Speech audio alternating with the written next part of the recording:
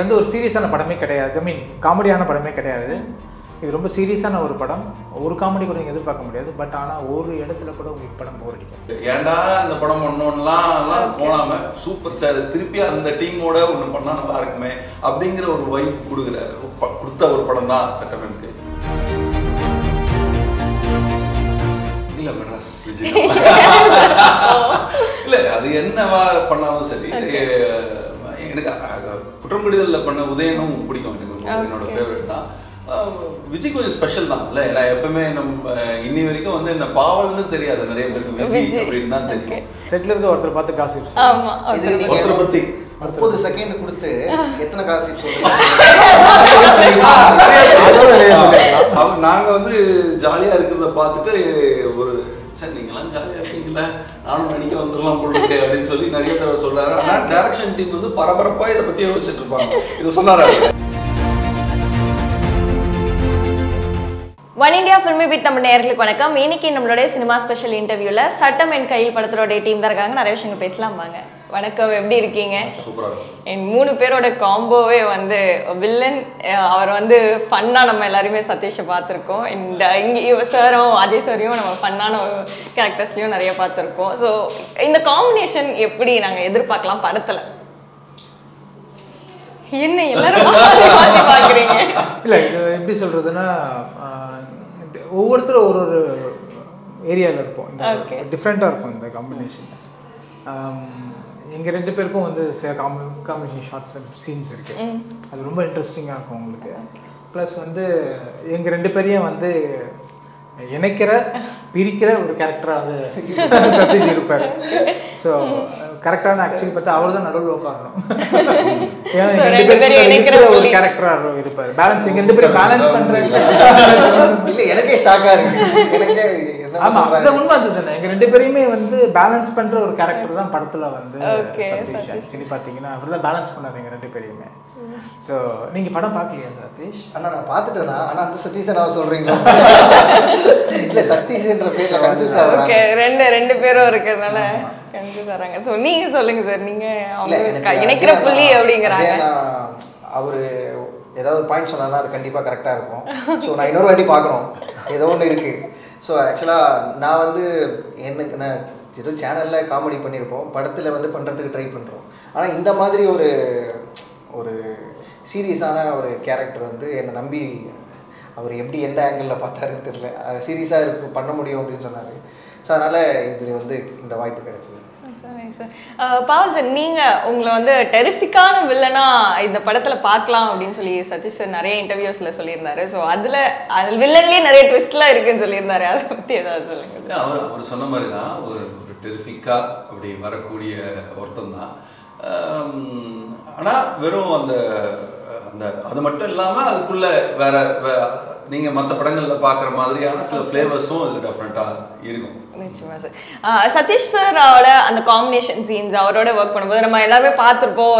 Like அவர் நார்மலாக பேசும்போதே எல்லாரையும் பயங்கரமாக கலாய்ப்பார், கவுண்டர் போட்டுகிட்டே இருப்பார். ஸோ அவரோட ஒர்க் பண்ண எக்ஸ்பீரியன்ஸ் பற்றி 3 பேரும் ஷேர் பண்ணுவாங்க. ஸ்பாட்டில் வந்து எங்களுக்கு நல்ல ஃபன்னான ஒரு விஷயம். இப்போ எப்படி இருக்குமோ இந்த மாதிரி தான். ஸ்பாட்டில் ஒரு ஷாட் ஒவ்வொருத்தருக்கு ஷாட் போயிட்டுருக்கோம், மற்ற எல்லாம் உட்காந்துட்ருக்கோம், பயங்கர ஃபன்னாக போயிட்டுருக்கோம். Actually we miss Ramdas sir. So அவங்க நடிச்சிருக்காங்க இந்த படத்தில் நம்ம. ஸோ அவர் நாங்கள் எல்லாம் உட்காந்து இந்த ஸ்பாட்டே வந்து அந்த பக்கம் வந்து ரொம்ப சீரியஸான ஒரு ஷூட்டிங் போயிட்டுருக்கோம். ஏன்னா கதை வந்து அவ்வளோ சீரியஸான ஒரு படம். நம்ம சதீஷ் பிரதர் நடிச்சிருக்காரு தான் நம்ம சொல்கிறோம்.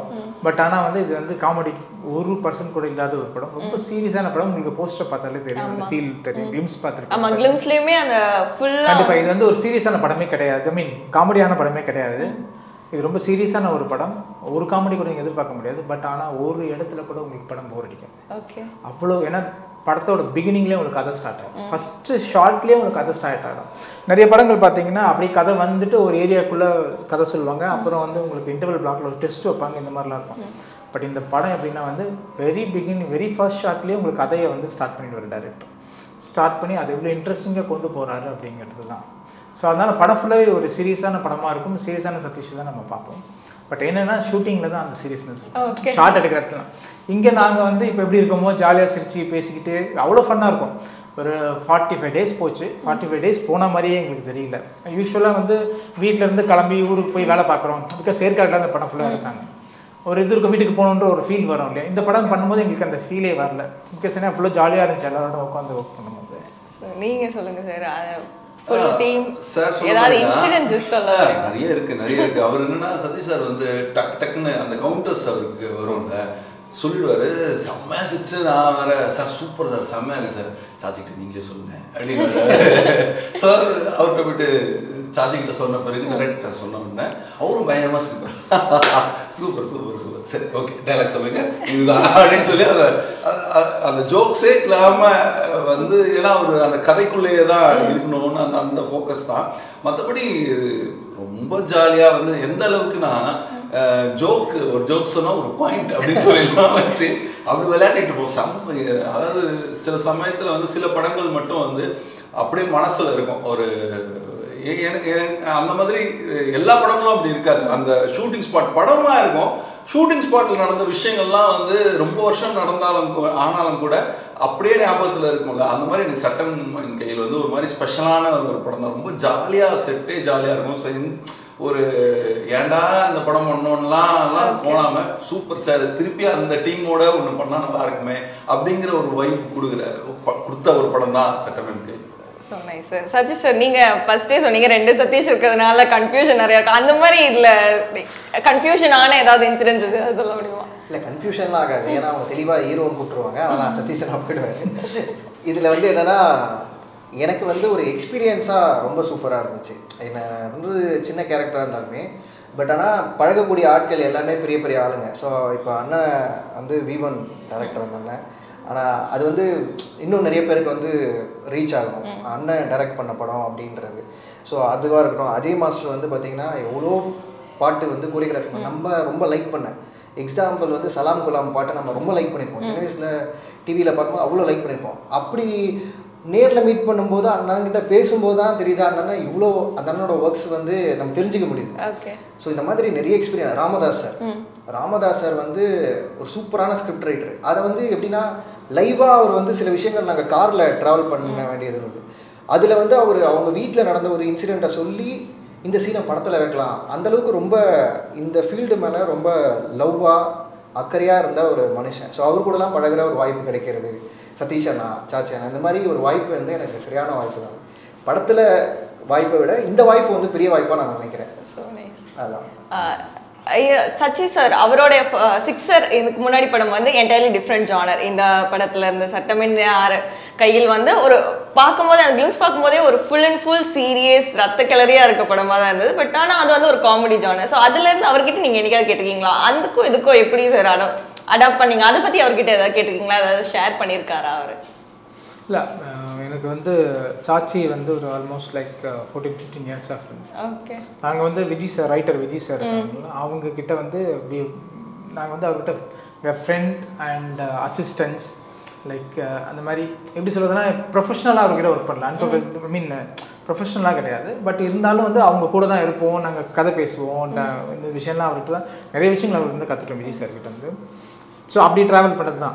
ஸோ சிக்ஸர் படம் வரும்போது ஃபஸ்ட்டு அந்த கதை கேட்கும் போது ஒரு ஜாலியான ஒரு ஃபன்னான படமாக இருந்துச்சு. ஸோ என் ஃப்ரெண்டு வைப் தான் நடிச்சிருந்தாரு. ஸோ அது அப்படியே ஜாலியான ஒரு படமாக இருந்துச்சு. அதுக்கப்புறம் பார்த்திங்கன்னா டோட்டலாக இந்த படத்துக்கு கதை சொல்லும் போது வந்து சம்மந்தமே இல்லை, அது எங்கேயோ இருக்குது இது எங்கேயோ இருக்குது. நான் தான் கேட்டேன், வெளியே எங்கே என்ன கதை வாங்கினீங்களா? சம்மந்தமே இல்லை. ஒரு காமெடி டைரக்டர்னா எல்லா டேரக்டரும் வந்து அவங்களுக்கும் ஒரு ஜானர் வச்சு ஒரு ஸ்டைல் வச்சுக்கிட்டு அவங்க ஒர்க் பண்ணுவாங்க. பட் இவர் வந்து சம்மந்தமே இல்லாமல் ஒரு கதையை ஒன்று சொல்கிறாரு, எனக்கு புரியவே இல்லை. இது ஏதோ சிவாஜி படத்தில் வர மாதிரி மண்டபத்தில் அதை எழுதி கொடுத்தாங்க அந்த மாதிரி தான் இருந்துச்சு. கேட்கும்போது சொன்னேன், இல்லைனா இந்த லைன் வச்சு தான் நான் பண்ணேன், பட் இது ஒர்க் அவுட் ஆச்சு, உங்களுக்கு எப்படி இருக்குது பிடிச்சிருக்காருன்னு சொன்னேன். பயங்கர ட்விஸ்ட்டாக இருக்குது கதை, சூப்பராக இருக்குது. இப்படி ஒரு த்ரில்லரை வந்து நான் ரொம்ப நாளுக்கு அப்புறம் நான் கேட்குறேன் இந்த மாதிரி இருக்க லைனை.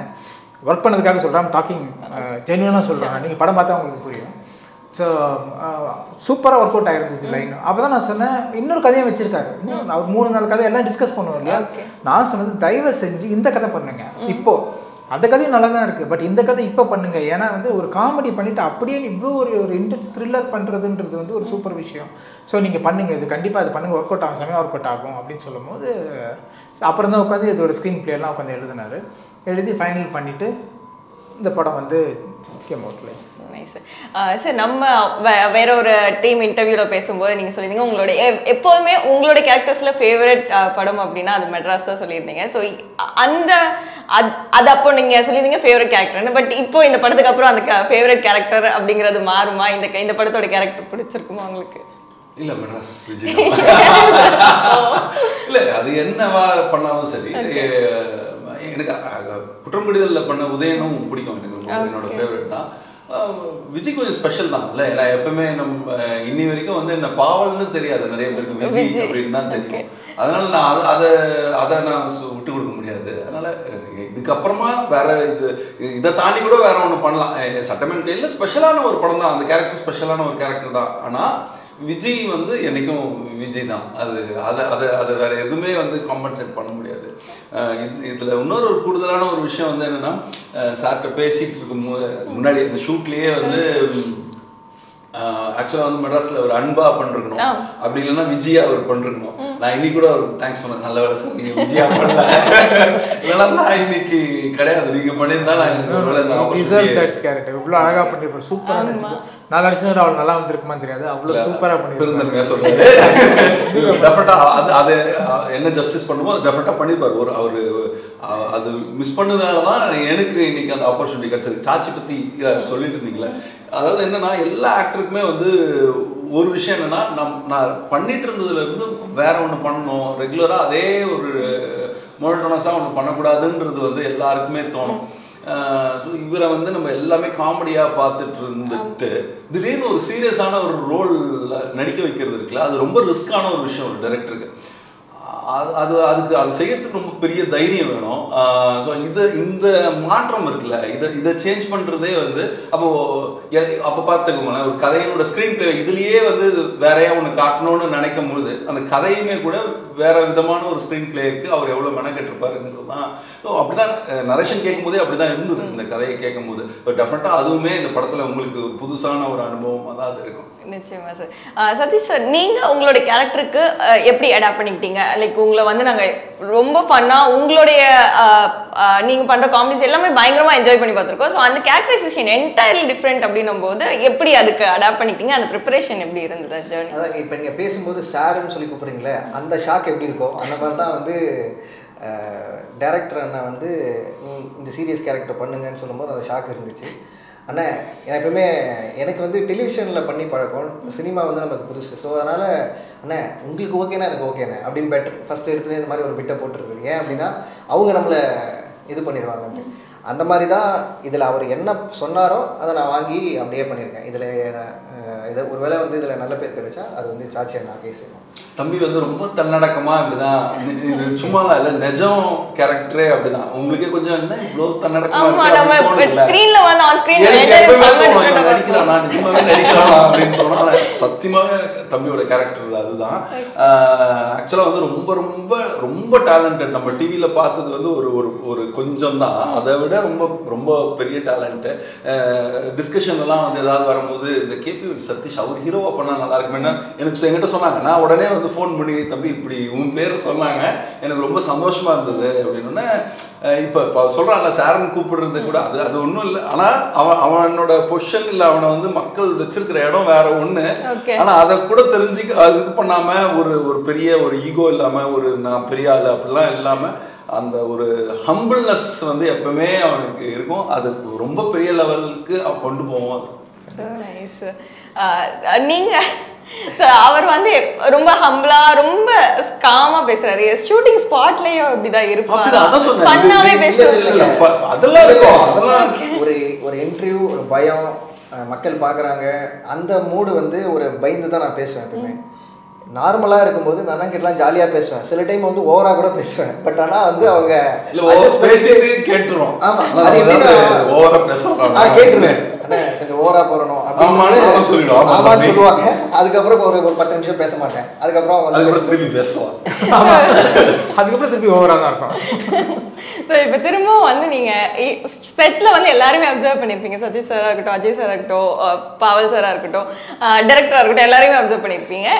ஒவ்வொருத்தர்கிட்டையும் ஒவ்வொரு விஷயம் நீங்கள் பார்த்து அவங்கள இமிட்டேட் பண்ணணும் அப்படின்னா எப்படி பண்ணுவீங்க? ஒவ்வொருத்தரும் நீங்கள் பண்ணி காட்டணும். இல்லை, நமக்கு பேசிக்காகவே வந்து அது ஒரு அது மைண்டாகவே அப்படி ஃபிக்ஸ் ஆகிடுச்சு. மிமிக்ரி பண்ணி பண்ணி யாரை பார்த்தாலும் இந்த வாய்ஸ் எடுக்க முடியுமா, இந்த வாய்ஸ் எந்த டோனில் இருக்கேன் அந்த மாதிரி வந்து அது வந்து ஷூட்டிங் ஸ்பாட்லேயும் டைம் பாஸ் பண்ணுறதுக்கு வந்து நமக்கு ஷார்ட்டில் அது டைம் பாஸ் பண்ணுறதுக்கு யூஸ் ஆகுது. இப்போது நான் வந்து இப்போ எனக்கு பேசிக்காகவே சில வாய்ஸ்லாம் கேட்கும்போது இதை நம்ம பண்ணி பார்க்கலாமே அப்படின்னு பண்ணி பக்கத்தில் யாருன்னா டார்ச்சர் பண்ணுவோம்ல, அப்போ நம்ம பேசிகிட்டு இருந்தோம், அவங்க கேட்டாங்கன்னா அவங்க இன்ட்ரெஸ்ட் ஆகிட்டாங்கன்னா அதை திருப்பி திருப்பி பண்ணுறாங்க. அந்த மாதிரி தான் பவா சார் வாய்ஸ் வந்து பேச வச்சுட்டாங்க. நாங்கள் பேச வைக்கல, நீங்கள் அது பேச வச்சு கேளுங்க, ரொம்ப நல்லாயிருக்கும். அது வந்து என்னென்னா அவருக்கு தெரியாது ஃபஸ்ட்டு, அதுக்கு பிறகு தான் அவருக்கு தெரியும். நான் அந்த வாய்ஸை, அதாவது அவர் பேசுறது வேறு, அவரை மாதிரி ஒருத்தர் பேசுகிறாங்க, அவரை மாதிரி ஒருத்தர் இமிட்டேட் பண்ணுறாங்கன்றது உங்களுக்கு தெரிஞ்சதுன்னு வச்சுக்கோங்களேன், உங்களால் சிரிப்பு தாங்க முடியாது.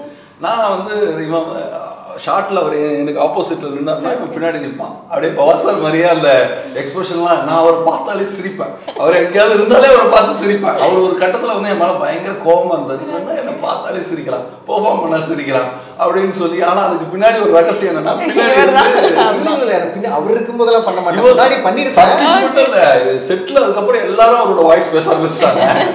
இல்லை நான் ஃபர்ஸ்ட் எடுத்தேன்னா ஒரே ஒரு டைலாக் கொண்டு இருந்தேன், சார் சார் சார் பாஷா ஒருத்தான் அஸ்தான் சார். அந்த அந்த டைலாக்கையும் அந்த வாய்ஸு அந்த குளிர் சைலண்ட்டாக இருக்கும், அதில் வந்து ரிப்பீட் கேட்டுகிட்டே இருக்குது. ஏன்னா ஷூட் பண்ணும்போது அந்த வாய்ஸ் கேட்டதுனால ரிப்பீட், ஷூட்டிங் முடிஞ்சு வீட்டுக்கு போனதுக்கப்புறம் அந்த வாய்ஸ் கேட்டது. அதனால தான் நெக்ஸ்ட் ஷெட்யூலில் சொன்னேன் இந்த வாய்ஸில் ஏதோ ஒன்று இருக்குன்னு. அதனால தானே இப்போ நானுமே அவருடைய ஸ்பீச்லாம் கேட்டிருக்கேன். ஸோ அந்த வாய்ஸில் ஏதோ ஒன்று இருக்குது, அதை திருப்பி திருப்பி கேட்கணும்னு தோணுது. அதுதான் அதில் வந்து பாஷா, என் கேரக்டருக்கு பாஷா, அதில் கூப்பிடும் போது பவாசார் மாதிரியே. அதே மாதிரி அவர் ரொம்ப பொறுமையாக, சார் காஞ்சிபுரத்தில் ஒரு கடையில் ஒரு பிரியாணி சார் ரொம்ப நல்லா இருக்கும், சாப்பிட்டு பாருங்க, அந்த அழகாக இருக்கும் ஒரு பொறுமையாக. ஸோ அது வித்தியாசமாக இருக்கிறனால அதை நம்ம இது பண்ணோம். அதை வந்து இந்த ரொம்ப லைக் பாருங்க எவ்வளோ டேலண்ட் இருப்பாருங்க. அதாவது ஒரு ரெகுலர் ஆக்டர் வந்து மிமிக்ரி இமிட்டேட் பண்ணுறதெல்லாம் வந்து ஓகே, ரெகுலராக எல்லாருமே பண்ணுற நல்ல டேலண்டான விஷயம். பட் வந்து கூட இருக்கிற ஒருத்தர் நம்ம சம்மந்தமே இல்லாமல் ஒருத்தரோட சாதாரணமாக பேசிகிட்டு இருக்க ஒருத்தரோட வாய்ஸை வந்து கிராஸ் பண்ணி அதோட பர்ஃபெக்டாக பேசுறதுன்னா அப்போ எவ்வளோ டேலண்டாக பாருங்க. அதுவும் நம்ம கேட்டோம்னால வேற யாராவது வாய்ஸ் செட்டில் ட்ரை பண்ணியிருக்கீங்களா பவா சார் தாண்டி? அண்ணனே வந்து கொஞ்சம் ஒரு ஸ்ட்ரிக்டான ஒரு ஆள் தான். ஃபஸ்ட்டு பார்க்கும்போது தம்பி இங்கே வா அப்படிதான் போடுவேன், சாப்பிட போலாமா, இதுவே வில்லத்தனமா இருக்கும். சாப்பிட கூட தம்பி போலாமா வேணாவா,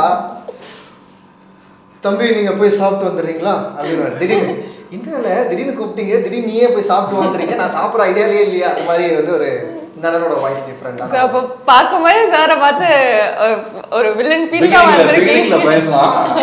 அதுக்கப்புறம் இல்லை அதுக்கப்புறம் அந்த ஃபன்னான ஆள் தெரிஞ்சிருச்சு. ஓகே, ஸோ நம்ம படம் பற்றி நிறைய விஷயங்கள் பேசிகிட்டு இருக்கோம். நடுவில் ஒரு சின்ன செக்மெண்ட் போகலான்னு நினைக்கிறேன். நான் ஒரு டாபிக் சொல்லுவேன், அந்த டாப்பிக்கில் நீங்கள் 30 செகண்ட்ஸில் எவ்வளோ அது சம்மந்தமான வார்த்தைகளோ இல்லை இப்போ படம் பேர்னா அது சம்மந்தமான படம் பேர் எவ்வளோ சொல்ல முடியுங்கிறத சேலஞ்ச் 3 பேர் தனித்தனியாக சேலஞ்ச் பண்ணணும். அது யார் வின் பண்ணுறாங்கன்னு பார்க்கணும். எங்களுக்கு பிரச்சனை இல்லை, சேலஞ்ச் உங்களுக்கு தான். சேலஞ்ச் எனக்கு தானா? ஸோ சட்டம் என் கையில் த்ரில்லர் மூவி அப்படிங்கிறதுனால த்ரில்லர் மூவிஸ், தமிழ் த்ரில்லர் மூவிஸ்ல ஆளுக்கு 30 செகண்ட்ஸ்ல எவ்வளோ படம் பேர் சொல்ல முடியும் சேலஞ்ச் இல்லை சேலஞ்ச். நீங்கள் ஃபர்ஸ்ட் என்னால் இத்தனை படம் பேர் சொல்ல முடியும், நீங்கள் ஒரு சேலஞ்ச் செட் பண்ணிடுங்க. அதுக்கப்புறம் அதை அவங்க 2 பேர் யார் செட் பண்ணுறாங்க அதை பிரேக் பண்ணுறாங்களா அப்படிங்கிறது தான். நாங்கள் அது நீங்கள் கஷ்டப்பட்டு எடிட் பண்ண வேண்டியதாக இருக்கும். ஏன்னா ஒரு படம் சொல்லிட்டு 1 hour ஆகும், எடிட் பண்ணுறதா கஷ்டமாக இருக்கு, பார்த்துக்கோங்க. Okay, so time starts now. நீங்கள் ஸ்டார்ட் பண்ணுங்க. ஓகே, போர் தொழில். ஓகே, நீங்கள் சார் டக்கு டக்குன்னு. ஐயோ ஓகே, ராட்சசன். நீங்கள் சட்டமன் கையில். Okay, there will be blood. Okay, பிசாசு. நீங்கள்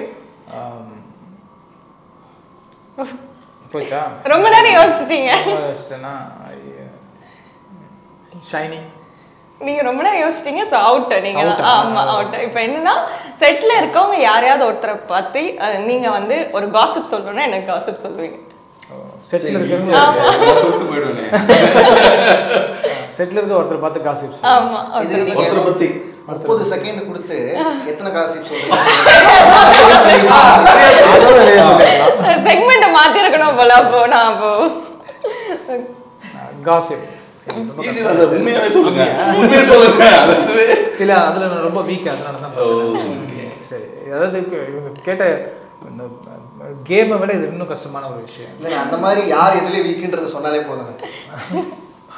டைரக்டரை பற்றி சொல்லலாமா? ஓகே, யார் உங்களோட விஷயம் யாரை பற்றி வேணால் சொல்லலாம். சரி, டைரக்டரை பற்றி நான் காசிப் எப்படி சொல்லணும்னா ரொம்ப ஈஸியாக ஒரு ஹெல்த்தியான காசிப் தான். எப்படி சொல்கிறதுனா வந்து இப்போ ஒரு ஷார்ட் எடுக்கிறாங்க, என்னோடய கேரக்டருக்கு ஒரு ஷார்ட் எடுக்கிறாங்க அப்படின்னா வந்து என்கிட்ட அந்த விஷயத்த சொல்லும் போது எனக்கு ரொம்ப இம்பார்ட்டன்ஸ் இருக்கா மாதிரியும் அதுதான் இருக்கு, இல்லை இருக்கு படத்தில், பட் வந்து இம்பார்ட்டன்ஸ் இருக்கிற மாதிரியும் இம்பார்ட்டன்ஸ் இருக்கா மாதிரியும் இந்த சீனில் நீங்கள் தான் வந்து பண்ணுறது தான் இந்த படத்தையே காப்பாற்ற போகுது அப்படிங்கிற மாதிரி என்கிட்ட வந்து ஒரு விஷயத்த சொல்லி அந்த சீனை வந்து நடிக்க வச்சு வாங்கிடுவேன். ஓகே, அப்புறம் நான் போனதுக்கப்புறம் பாவல் சார் வந்தாருன்னா அவர்கிட்ட என்ன வேணுமோ அதை வாங்குறதுல வந்து இது நீங்கள் தான் பண்ணுறீங்க, இந்த சீனுக்கு அப்புறம் தான் இந்த கதையே மூவ் ஆகுது அப்படின்ற மாதிரி அவர்கிட்ட ஒரு அழகாக ஒரு சீனை வாங்கிடுவார். அதே மாதிரி சதீஷ் கிட்ட வந்து வந்த உடனே இந்த படத்தோட ட்விஸ்டே நீ தான் நான் பார்த்துருக்கேன், நீங்கள் இவ்வளோ பண்ணுறதுலாம் மேட்டர் இல்லை, நீங்கள் பண்ணுறது தான் இங்கே ட்விஸ்ட்டு அப்படின்னு சொல்லி அவர்கிட்ட ஒன்று வாங்கிடுவேன். அப்புறம் ஃபைனலாக பார்க்கும்போது தான் நிறைய ட்விஸ்ட் இருக்கும். ஆமாம். ஸோ இந்த மாதிரி எல்லாருக்கிட்டையும் வந்து நைஸாக பேசி வேலை வாங்கி அடுத்தவங்களுக்கு தெரியாமல் பண்ணுறதுல அவர் வந்து பயங்கர கில்லாடி. ஏன்னா படம் பார்க்கும்போது தான் தெரிஞ்சது எல்லாருக்கும் வந்து ஈக்குவலாக அவ்வளோ இம்பார்ட்டன்ஸ் கொடுத்துருக்காரு. ஸோ இவ்வளோ அப்பதான் பார்த்தேன், ஆட பாவி ஏமாத்திட்டியா. ஸோ அப்புறம் தான் எனக்கு அது புரிஞ்சுது. ஸோ அவர் வந்து டேர்னால ஒரு காசிப் சொன்னாரு, அந்த மாதிரி நீங்க ஒவ்வொருத்தர்கிட்ட பார்த்த விஷயம் அப்படின்னா டைரக்டர் கிட்ட நீங்க என்ன பார்த்து இப்படி கை வச்சிட்டீங்க பார்த்த விஷயம்? அதாவது நான் காசிப்பா சொல்லணுமா இல்ல நார்மலா நிஜமாவே அவர்கிட்ட வந்து இருக்கக்கூடிய ஒரு பிளஸ் இல்ல பிளஸ் நான் வந்து என்னன்னா நான் வந்து ஒரு சீன் சொன்னாங்கன்னா வெறும் சொன்னது அப்படியே செய்யணுமா அப்படின்றது ஒன்று இருக்கும். டக்குன்னு இந்த சீன் ஓகே இதில் 2-3 மூடம் என் கேரக்டர் நான் எங்கே நிற்கிறேன், என்ன பண்ணுறேன், ஏன் நான் இங்கே நிற்கணும் அப்படிலாம் நிறுத்தும். நான் நிறைய தடவை போய் கேட்டுருவேன், நான் எப்பவுமே கேட்டுருவேன் போயிட்டு இது இங்கே தான் நிற்கணுமா, இங்கே நிற்கலாமா, பண்ணலாமா. அது ஒரு டைமில் இரிட்டேட் ஆகும், யாராக இருந்தாலும் இரிட்டேட் ஆகும். நான் அதெல்லாம் யோசிக்க மாட்டேன், நீங்கள் இப்படி தான் இருங்க, எனக்கு அந்த கேரக்டர்லாம் நான் என்ன பண்ணுறேன் அப்படின்னு ஓடிட்டு ஒரு நாள் வந்து இப்போ கேட்டேன். நைட்டு தான், ஃபுல் நைட் ஷூட்டு, பயங்கர குளிர். இதில் வந்து அவர் வந்து பிரதர் நீங்கள் இங்கே வந்து நிற்கிறீங்க, நான் எங்கே நிற்கிறீங்க அப்படின்னு சொல்லி கேட்டேன். சரி நிற்காதீங்க, வேற எங்கேயாவது போங்க அப்படின்னு கோவமாயிட்டார். எனக்கு வந்து சரி ஓகே அப்படின்னு நான் போயிட்டேன் பின்னாடி. இது இங்கே அங்கே தூரமாக போய் நின்றுட்டுமா, அங்கே அவுட் ஆஃப் ஃபோக்கஸில் தானே இருப்பேன் அப்படின்னு சொல்லி கேட்டேன். அவருக்கு வந்து சீரியஸாகவே என்னன்ற அந்த இதில் இருந்தார்.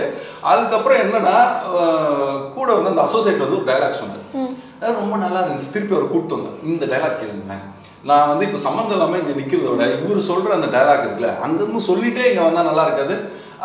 ஆக்சுவலாக ஒரு என் மேலே இப்போ கோவத்தில் இருக்காரு, செம்ம கோவத்தில் இருக்காரு, ஆனால் கோவப்படலை. எனக்கு அது நல்லா தெரியும், கோவப்படல.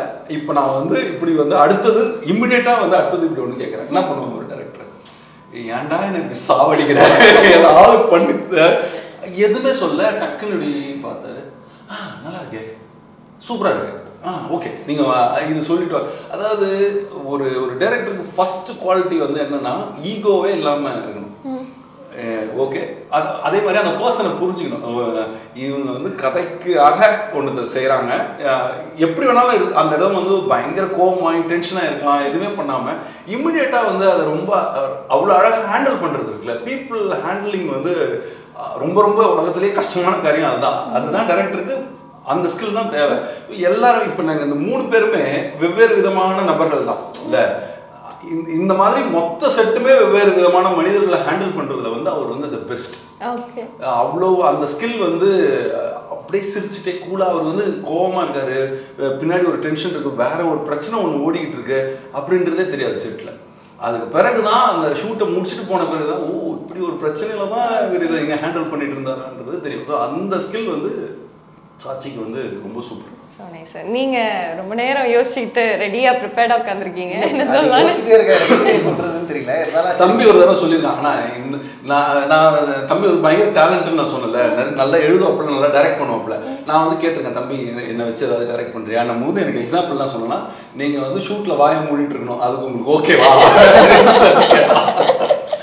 இல்லை எனக்கு நான் பேசிக்காகவே வந்து அண்ணனை பார்த்தாலே வந்து அண்ணனும் ஸ்ட்ரைட் ஃபார்வர்டு. ஸோ அதனால் வந்து அண்ணன் பேசுறதே வந்து எனக்கு திடீர்னு ஷாக்காக இருக்கும். ஸோ அதனால் அண்ணனை ஷூட்டிங் ஸ்பாட்டில் பார்த்துருக்கேன். அந்த ஒரு இப்போ எனக்கு என்னென்னா அண்ணன் வந்து முதல்ல என்னை நம்பி கேட்குறதே எனக்கு ஒரு பெரிய ஷாக்கு. ஸோ அதனால் வந்துட்டு இருந்தாலும் அண்ணே ஒன்று மட்டும் சொல்கிறேண்ணே, நீங்கள் தப்பாக எடுத்துக்க மாட்டீங்க. எனக்கு என்னென்னா இந்த ஸ்கிரிப்டு அப்படின்னு போயிட்டா அதில் வந்து எனக்கு இது ஒர்க் அவுட் ஆகும்னு தோணும். எண்ட் ஆஃப் த டே அது வந்து இது ஒர்க் அவுட் ஆகும்னு நம்ம மைண்டில் தோணிகிட்டே இருக்கும்ல. அது ஏதாவது மாறிச்சுன்னா அந்த மாதிரி எனக்கு ஒரு சில அதில் பயம்லாம் இருக்குது. அந்த பயம் இருக்கிறனாலேயே அதை வந்து எதுவுமே கேட்கல அவர். தம்பி நம்ம பண்ணலாமான்னு சொன்னதுக்கே வந்து அண்ணங்கிட்ட அண்ணா ப்ளீஸ்ண்ணே நான் சொல்லுவேண்ணே நீங்கள் கோச்சிக்கூடாது, நீங்கள் எதுவுமே அதை மாதிரி கேட்கக்கூடாதுண்ணே அப்படின்னு சொன்னேன். அது எவ்வளோ பாருங்க கேட்டுதான் அப்படிதான் விஷயம் தான் வாய மூடிட்டு இருக்கணும்ன்றது. ஆனால் அப்படிலாம் சொல்ல அண்ணன் வந்து மிக ஓகே அந்த மேட்டர் விட்டுருவோம். டைரக்டருக்கு வருவோம். அது ஃபஸ்ட்டு வந்து அண்ணா வந்து சதீஷ் இந்த கேரக்டர் சொல்லும்போது சதீஷ் இது வந்து ஒரு சீரியஸான கேரக்டர் தான், எனக்கு தெரிஞ்சு உங்கள் மூஞ்சி வந்து கொஞ்சம் சீரியஸான மூஞ்சி தான் அப்படின்னு சொல்லி நம்ம கேரக்டர் சொல்லும்போது நம்மளை ரொம்ப நிறைய அசிங்கப்படுத்துவார்.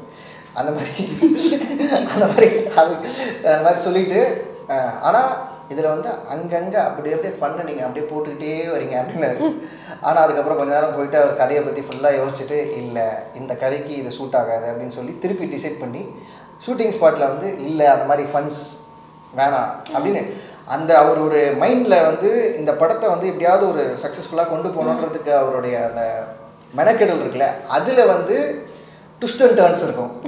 நம்மளுடைய கேரக்டர் இப்போ அண்ணனுக்கு ஒன்று டிசைன் பண்ணியிருப்பார், அவருக்கு ஒரு பட் கதையாக அவர் தானே நம்ம என்ன நினைப்போம், நம்ம ஒன்று பண்ணுறோம் அப்படின்னு நினைப்போம். பட் ஆனால் அவர் கதையாக அதை வந்து கொண்டு போகணுன்றதுக்காக அதில் நிறைய ட்விஸ்ட் அண்ட் டர்ன்ஸ் இருக்குது. அது வந்து நமக்கு கொஞ்சம் ஷாக்காக இருக்கும். பட் இருந்தாலும் வந்து நம்ம படத்தில் வந்து இன்வால்மெண்ட்டாக இருக்கிறனாலையும் இந்த ஸ்கிரிப்ட் நமக்கு பிடிச்சதுனால ஆனால் ஜாலியாக இருக்கும்.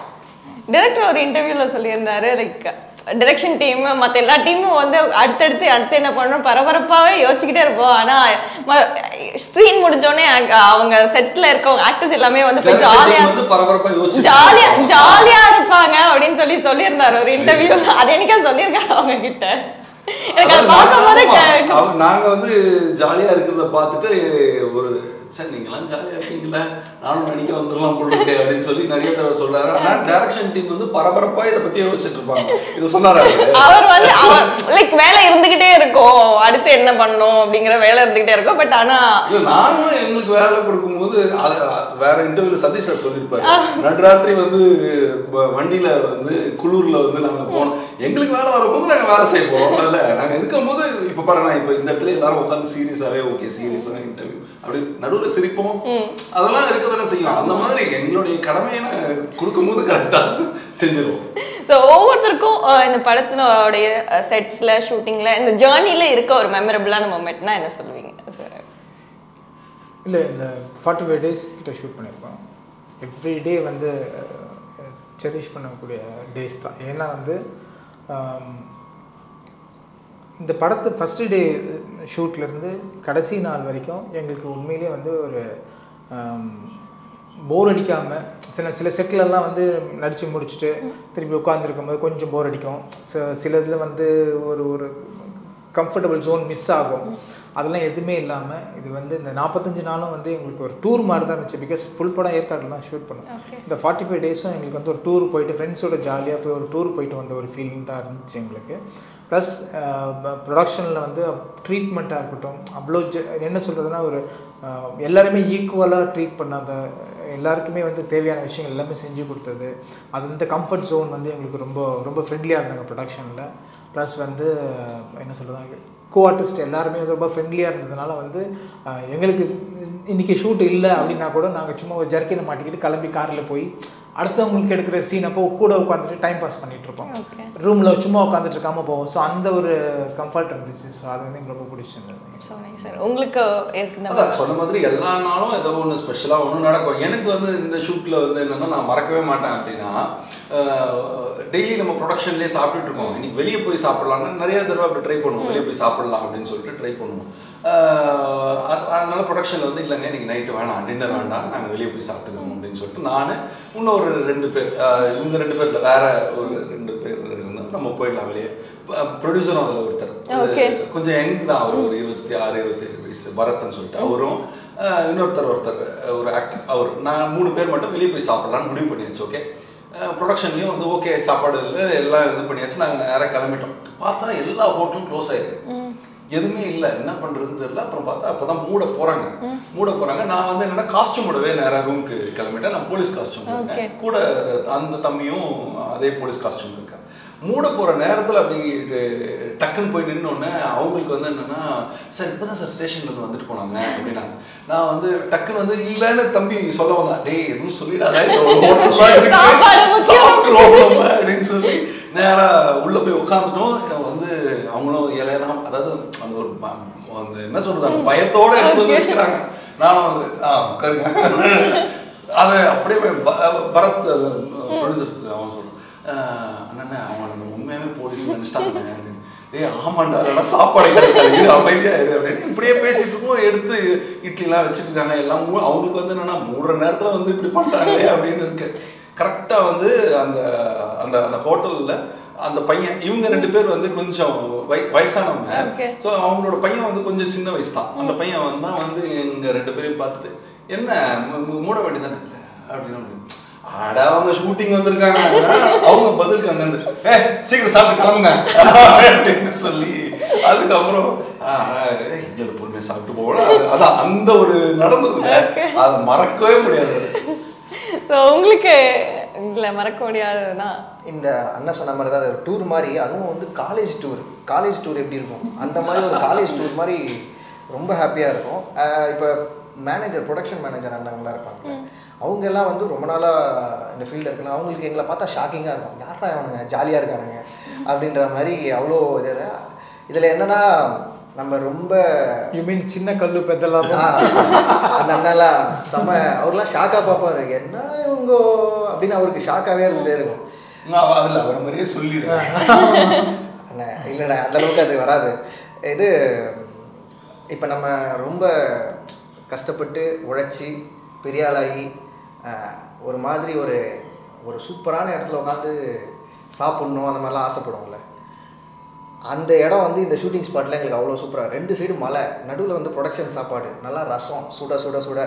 அப்புறம் ப்ரொடியூசர் அண்ணன் கோகுல் அண்ணன் அண்ட் பரத், இவங்க வந்து எங்கேயாவது போயிட்டு பக்கோடா கிக்கடா வாங்கிட்டு வந்து கொடுப்பாங்க. அதை வச்சுக்கிட்டு அந்த ரச சாதம் அவ்வளோ குளிரில் வந்து சுற்றி மலை, அதில் சாப்பிட்டது வந்து செம்ம டேஸ்ட்டு. அந்த டேஸ்ட்டை என்னால் மறக்க முடியாது. அந்த எக்ஸ்பீரியன்ஸு செம்ம எக்ஸ்பீரியன்ஸ் காலேஜ் டூரில் அந்த மாதிரி ஒரு இது. So nice. நிறைய விஷயங்கள் படம் பற்றியும் ஷேர் பண்ணிங்க. ஷூட்டிங் ஸ்பாட் எக்ஸ்பீரியன்ஸஸ் அது எவ்வளோ ஃபன்னாக இருக்கும் அப்படிங்கிறத ஷேர் பண்ணிங்க. சட்டம் என் கையில் படம் மிகப்பெரிய வெற்றி அடையிறதுக்காக one Indian filmy with Tamil சார்பாக வாழ்த்துக்கள் தெரிவிச்சுக்கிறேன். Thank you so much for joining us. Thank you so much.